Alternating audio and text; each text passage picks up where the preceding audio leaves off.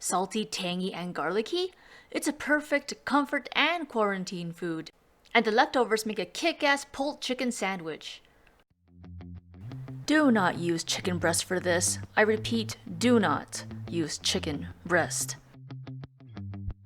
Set your Instant Pot to saute mode, add any kind of oil, your onions, and 10 cloves of garlic. Yes, I like things garlicky.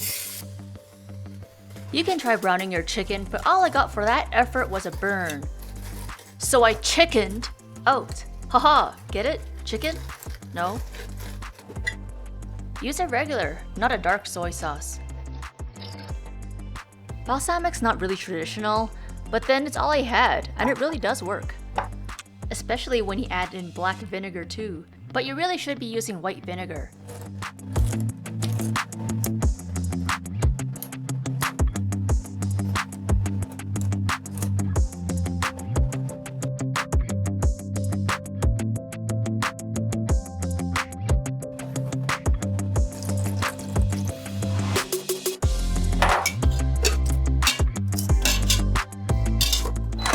Put the lid on, close the vent, and set it on high pressure for 15 minutes.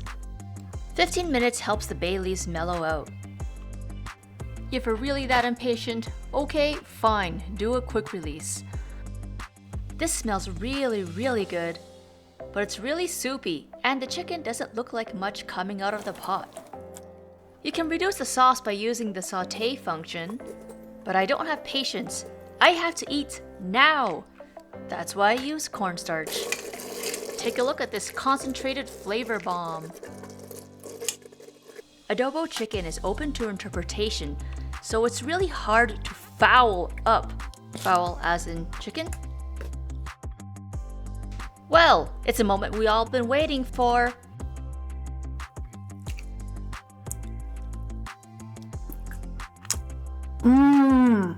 So good. So easy. You hardly need any ingredients. Let's take a little bit of the sauce and turn it into an adobo bowl. And then each bite of chicken has a bit of sauce. This is comfort food at its finest. To stretch this quarantine meal even further, begin by buttering soft, tender buns, because you don't want dry, crusty buns now, do you? When your buns are toasty, pile on the meat that you've conveniently pre-shredded for this one glorious moment on television. YouTube. Add some melty cheese, pop it in the broiler, and then we have our lightly toasted meaty bottoms. I can't emphasize enough how much better Japanese mayo tastes in this sandwich. Add some pickled carrots, a little bit of onion, hot peppers, and we are done. Oh well, it's a little bit toasty, but charcoal is supposed to be good for you anyway, right?